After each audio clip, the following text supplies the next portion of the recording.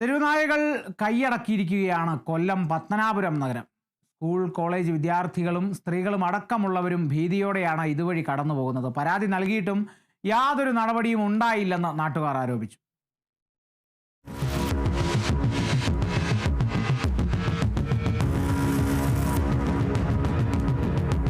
നഗരഹൃദയത്തിൽ കാൽനടയാത്രക്കാർക്കായുള്ള നടവഴിയാണിത്. തെരുവുനായകൾ കൈയടക്കിയിരിക്കുന്നു. കാൽനടയാത്രക്കാർക്കായുള്ള നടവഴിയിൽ തെരുവുനായകൾ കൂട്ടമായി നിൽക്കുന്നതും കിടക്കുന്നതും പൊതുജനത്തിന് ഭീഷണിയാവുകയാണ്. School college വിദ്യാർത്ഥികളും സ്ത്രീകളും അടക്കമുള്ളവരും ഭീതിയോടെയാണ് ഇതുവഴി കടന്നു പോകുന്നത്. ഒരാഴ്ച മുൻപ് നിരവധി പേർക്ക് തെരുവുനായയുടെ കടിയേറ്റ് ചികിത്സ തേടിയിരുന്നു. ചില സർക്കാർ ആശുപത്രികളിൽ പ്രതിരോധ കുത്തിവയ്പ്പില്ലാത്തതും നായയുടെ കടിയേറ്റവരെ ബുദ്ധിമുട്ടിലാക്കുന്നു.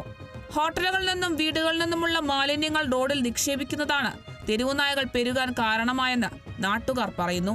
നിരവധി തവണ പരാതി നൽകിയിട്ടും അധികൃതർ യാതൊരു നടപടിയും സ്വീകരിച്ചില്ലെന്നാണ് നാട്ടുകാരുടെ ആരോപണം. പ്രദേശത്ത് തെരുവുനായ ആക്രമണങ്ങൾ വർദ്ധിക്കുന്ന സാഹചര്യത്തിൽ അധികൃതർ അടിയന്തരമായി നടപടിയെടുക്കണമെന്നാണ് ആവശ്യം. കേരള വിഷൻ ന്യൂസ്, കൊല്ലം.